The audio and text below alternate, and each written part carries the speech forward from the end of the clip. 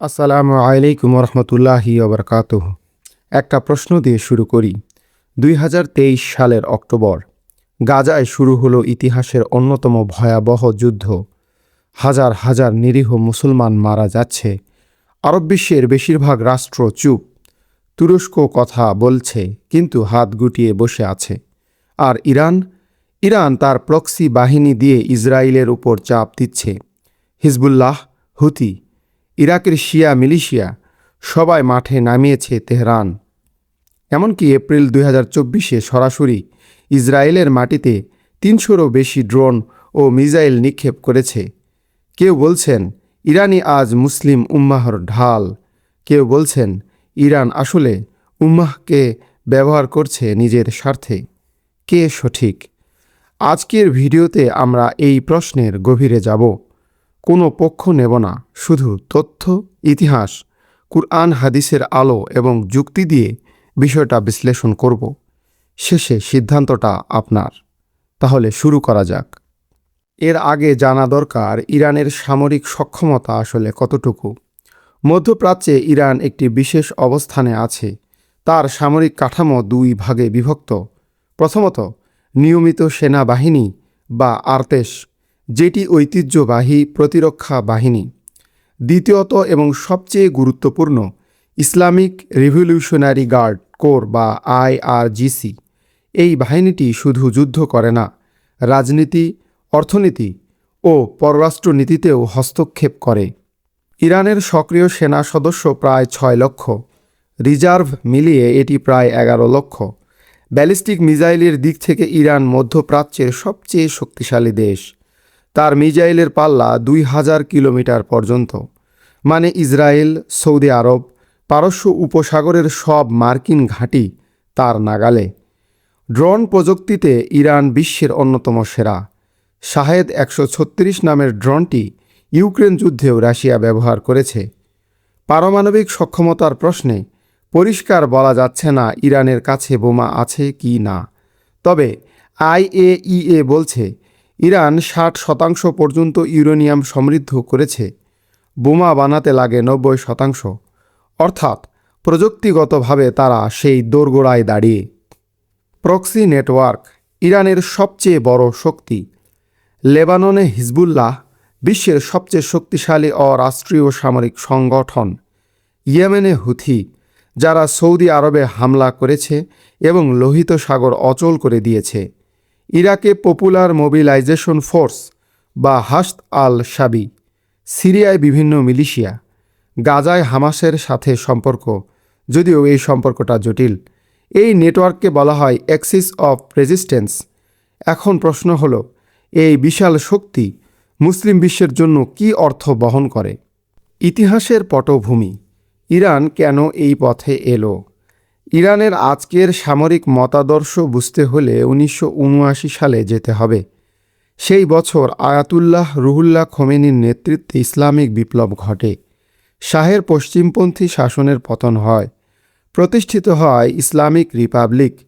খোমেনির দর্শন ছিল ভেলায়েতে ফকিহ, অর্থাৎ ইসলামী ফকিহ বা আলেমের শাসন। এই মতবাদ অনুযায়ী ইসলামের সর্বোচ্চ আইনজ্ঞই রাষ্ট্রের সর্বোচ্চ নেতা। বিপ্লবের পরপরই শুরু হলো ইরান ইরাক যুদ্ধ, ১৯৮০ থেকে ১৯৮৮ সাল পর্যন্ত, যা স্থায়ী ছিল।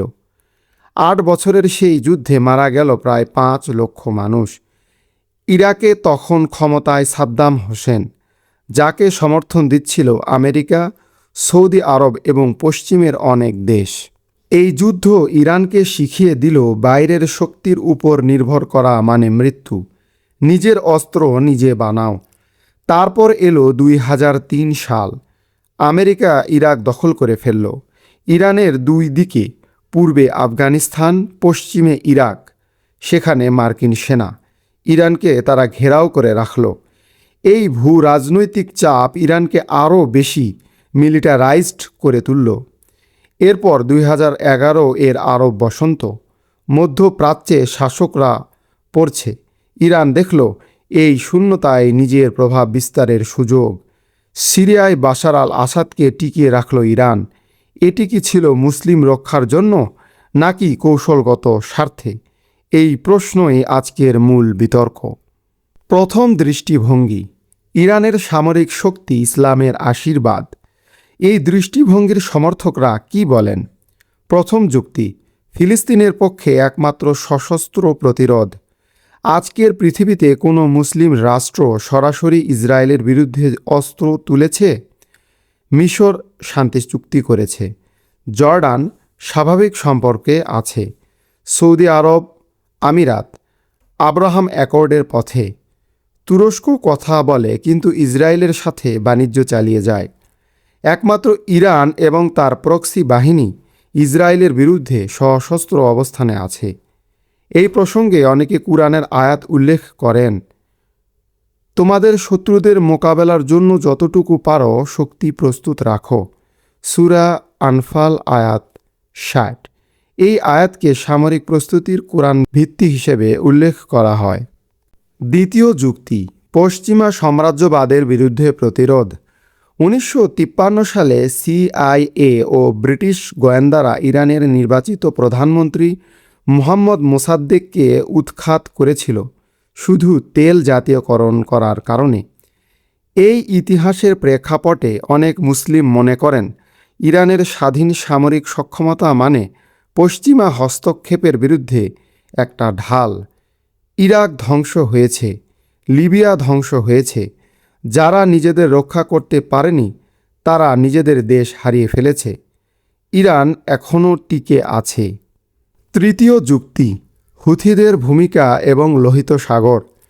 ২০২৩ সালের পর থেকে হুথিরা লোহিত সাগরে ইসরায়েল সংশ্লিষ্ট জাহাজগুলোতে হামলা করছে।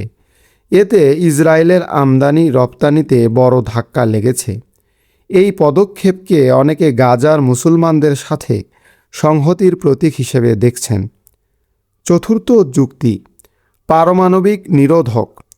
একটি শক্তিশালী ইরান মানে মধ্যপ্রাচ্যে পশ্চিমা শক্তি বা ইসরায়েল যে কোনো মুসলিম দেশে সহজে আক্রমণ করতে পারবে না এর নিশ্চয়তা। পারমাণবিক নিরোধকের নীতি অনুযায়ী যার কাছে বড় অস্ত্র আছে তাকে সহজে কেউ আক্রমণ করে না। এই যুক্তিতে ইরানের সামরিক শক্তি পুরো মুসলিম বিশ্বের জন্য একটা পরোক্ষ সুরক্ষা কবচ হিসেবে কাজ করে। পঞ্চম যুক্তি: ঐতিহাসিক নজির। ইসলামের ইতিহাসে শক্তিশালী রাষ্ট্রই উম্মাহকে রক্ষা করেছে। উমাইয়া, আব্বাসি, উসমানী খিলাফত সবই সামরিকভাবে শক্তিশালী ছিল। দুর্বল মুসলিম রাষ্ট্র সবসময় আক্রান্ত হয়েছে। রাসূলুল্লাহ সাল্লাল্লাহু আলাইহি ওয়াসাল্লাম বলেছেন, আল মুমিনুল কাইয়ুম খায়রুন ওয়া আহাব্বু ইলাল্লাহি মিনাল মুমিনিদ দাইফ।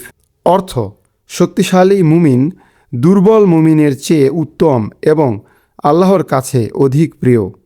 এই হাদিসটি মূলত ব্যক্তির আধ্যাত্মিক ও চারিত্রিক দৃঢ়তার কথা বলা হয়েছে, তবে অনেক পণ্ডিত এর প্রয়োগ রাষ্ট্রীয় শক্তির ক্ষেত্রেও করে থাকেন। দ্বিতীয় দৃষ্টিভঙ্গি: ইরানের সামরিক শক্তি ইসলামের জন্য হুমকি। প্রথম যুক্তি: সাম্প্রদায়িক বিভাজন, সুন্নি বনাম শিয়া। ইরানের সামরিক শক্তি ও প্রক্সি নেটওয়ার্ক মূলত শিয়া জনগোষ্ঠীকে কেন্দ্র করে গড়ে উঠেছে। লেবাননে হিজবুল্লাহ শিয়া, ইরাকে হাসাদ আল শাবি শিয়া, ইয়েমেনের হুথি জাইদি শিয়া, সিরিয়ার আলাউই শাসক বাশারকে সমর্থন আলাউই। এই প্রক্সি নেটওয়ার্ক পরিচালনার সময় সুন্নি মুসলমানদের উপর কি হয়েছে? সিরিয়ায় বাশারের বাহিনী ও ইরানি মিলিশিয়া সুন্নি আলেপ্পো, হোমস দ্বারায় গণহত্যা চালিয়েছে। ৫ লক্ষেরও বেশি মানুষ মারা গেছে, ১ কোটির বেশি শরণার্থী হয়েছে। ইরাকে ২০০৩ পরবর্তী ইরাকে ইরান সমর্থিত মিলিশিয়া সুন্নি এলাকায় নির্যাতন চালানোর অভিযোগ রয়েছে। ইয়েমেনে হুথিরা তাদের নিয়ন্ত্রিত এলাকায় সুন্নি আলেমদের গ্রেপ্তার ও হত্যা করেছে বলে বিভিন্ন মানবাধিকার সংস্থা রিপোর্ট করেছে। প্রশ্ন হলো, যে শক্তি মুসলমানদের রক্ষা করার দাবি করছে সে কি নিজেই মুসলমানদের রক্ত ঝরাচ্ছে না? দ্বিতীয় যুক্তি: ফিলিস্তিন ব্যবহার, ফিলিস্তিন সুরক্ষা নয়। সমালোচকরা বলেন, ইরান ফিলিস্তিনকে ব্যবহার করে নিজের আঞ্চলিক আধিপত্য বিস্তারের হাতিয়ার হিসেবে। হামাস যখন 2007 সালে গাজার নিয়ন্ত্রণ নিল, তখন থেকে ইরান তাদের অস্ত্র ও অর্থ দিচ্ছে। কিন্তু একই সময়ে সিরিয়ায় ইরানের মিত্ররা ফিলিস্তিনি শরণার্থী ক্যাম্পে হামলা চালিয়েছে। ইয়ারমুক শরণার্থী শিবির সিরিয়ায় সবচেয়ে বড় ফিলিস্তিনি ক্যাম্প। ইরান সমর্থিত বাহিনীর অবরোধে বছরের পর বছর অনাহারে ধুঁকেছে। তৃতীয় যুক্তি, মুসলিম দেশগুলোর স্থিতিশীলতা ধ্বংস। ইরানের প্রক্সি নীতি যেসব দেশে প্রয়োগ হয়েছে সেগুলোর অবস্থা দেখুন। লেবানন, এক সময়ের মধ্যপ্রাচ্যের প্যারিস, আজ অর্থনৈতিকভাবে ধ্বংসস্তূপ। ইয়েমেন, বিশ্বের সবচেয়ে ভয়াবহ মানবিক সংকটের দেশ। ইরাক, সার্বভৌমত্ব প্রশ্নবিদ্ধ। সিরিয়া, কোটি মানুষ বাস্তুহারা। এই দেশগুলোতে ইরানের প্রভাব বৃদ্ধির সাথে সাথে মানুষের কষ্ট বৃদ্ধি পেয়েছে। চতুর্থ যুক্তি, ইরানে মুসলমানদের অবস্থা। ইরানের অভ্যন্তরে যা ঘটছে সেটা কি একটি ইসলামী রাষ্ট্রের চিত্র? সুন্নি মুসলমান, ইরানের জনসংখ্যার প্রায় 8 থেকে 10% রাজনৈতিকভাবে প্রান্তিক। তেহরানে কোনো সুন্নি মসজিদ নেই। বেলুচিস্তান, কুর্দিস্তানে সুন্নি জনগোষ্ঠীর উপর দমন-পীড়নের অভিযোগ রয়েছে। 2022 সালে মাহসা আমিনির মৃত্যুর পর যে বিক্ষোভ হলো, ইরান সরকার তা দমন করতে বল প্রয়োগ করল। প্রশ্ন হলো, যে রাষ্ট্র নিজ দেশের মুসলমানদের অধিকার নিশ্চিত করতে পারে না, সে কি পুরো উম্মাহর রক্ষক? পঞ্চম যুক্তি, ধর্মীয় বৈধতার প্রশ্ন। শিয়া সুন্নি মতভেদ। ইরানের রাষ্ট্রীয় আদর্শ ভেলায়েতে ফকিহ সুন্নি ইসলামের স্বীকৃত নয়, বরং বিশ্বের সংখ্যাগরিষ্ঠ সুন্নি মুসলমান এই মতবাদকে ইসলামের পরিপন্থী মনে করেন। ঐতিহাসিক সুন্নি মতে কোনো একক আলেমের হাতে রাষ্ট্রীয় সর্বোচ্চ ক্ষমতা কেন্দ্রীভূত করা শরীয়তসম্মত নয়। ইমাম মালিক, ইমাম শাফেঈ, ইমাম আহমদ, সুন্নি ফিকহের বড় 4 ইমামের কেউই এই ধরনের ধর্মতাত্ত্বিক রাষ্ট্র মডেলের পক্ষে মত দেননি। তাহলে ইরান কি ইসলামের নামে একটি নির্দিষ্ট সাম্প্রদায়িক ব্যাখ্যা চাপিয়ে দিচ্ছে না? ষষ্ঠ যুক্তি, আঞ্চলিক অস্ত্র প্রতিযোগিতা। ইরানের সামরিক শক্তির কারণে সৌদি আরব, আমিরাত, তুরস্ক সবাই অস্ত্র কিনছে। মধ্যপ্রাচ্য আজ পৃথিবীর সবচেয়ে বেশি অস্ত্র আমদানিকারী অঞ্চল। এই অস্ত্র প্রতিযোগিতার ফলে মুসলিম দেশগুলো তাদের বিপুল সম্পদ উন্নয়নে না লাগিয়ে অস্ত্র কেনায় ব্যয় করছে। একটু ভাবুন, মুসলিম বিশ্বের দেশগুলো প্রতি বছর যত ডলার অস্ত্র কেনায় খরচ করে, তার অর্ধেক দিয়ে ফিলিস্তিন, ইয়েমেন, সিরিয়ার সব শরণার্থীকে পুনর্বাসন করা সম্ভব। একটি মত, শায়খ ইউসুফ আল কারজাভি এবং অন্যান্য সুন্নি পণ্ডিতরা বলেছেন, ইরানের সাথে সুন্নি বিশ্বের মত আদর্শগত পার্থক্য থাকলেও ফিলিস্তিনের প্রশ্নে একসাথে দাঁড়ানো জরুরি। শত্রুর শত্রু যদি ফিলিস্তিনকে সাহায্য করে, সেটা বাস্তবতার প্রশ্ন। আরেকটি মত, সৌদি ও মিশরীয় আলেমদের একটি বড় অংশ মনে করেন ইরান মুসলিম উম্মাহর মধ্যে বিভেদ সৃষ্টিকারী। তারা ফিলিস্তিনের ব্যানার ব্যবহার করলেও আসলে শিয়া আধিপত্য প্রতিষ্ঠা করছে। কুরআনে মহান আল্লাহ তাআলা বলেছেন, তোমরা সকলে মিলে আল্লাহর রজ্জু শক্ত করে ধরো এবং বিচ্ছিন্ন হও না। সূরা আল ইমরান আয়াত 103। দুটো পক্ষই এই আয়াত উদ্ধৃত করে। এক পক্ষ বলেন ঐক্যের জন্য ইরানের সাথে থাকো, অন্য পক্ষ বলেন ইরান নিজেই বিচ্ছিন্নতা তৈরি করছে। এটাই এই বিতর্কের সবচেয়ে জটিল দিক। বর্তমান বাস্তবতা, গাজার যুদ্ধ এই পুরো প্রশ্নকে নতুন মাত্রা দিয়েছে। একদিকে দেখা যাচ্ছে ইরানই একমাত্র বড় শক্তি যে ইসরায়েলের বিরুদ্ধে সরাসরি অ্যাকশনে গেছে। 2024 সালের এপ্রিলে সরাসরি ইসরায়েলে মিসাইল হামলার নজির ইতিহাসে বিরল।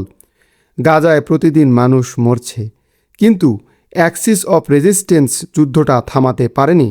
প্রশ্ন উঠছে, এই শক্তি কি আসলেই ফলপ্রসূ, নাকি এটি শুধু দীর্ঘমেয়াদী যুদ্ধ ও ধ্বংসের চক্র তৈরি করছে? গাজার মানুষ নিজেরা কি চায়? তারা কি চায় আরও যুদ্ধ, নাকি তারা চায় একটি টেকসই রাজনৈতিক সমাধান? এই প্রশ্নের উত্তর কারো কাছে নেই। আমরা আজ দুটো দৃষ্টিভঙ্গি দেখলাম। এক পক্ষ বলছেন ইরানের সামরিক শক্তি মুসলিম উম্মাহর প্রতিরোধের সর্বশেষ দুর্গ। দুর্বল মুসলিম রাষ্ট্র ইতিহাসে বারবার ধ্বংস হয়েছে। আরেক পক্ষ বলছেন ইরান ইসলামের ব্যানারে নিজের সাম্প্রদায়িক ও ভূ রাজনৈতিক স্বার্থ পূরণ করছে। এতে উম্মাহ ঐক্যবদ্ধ হওয়ার বদলে আরও বিভক্ত হয়ে যাচ্ছে।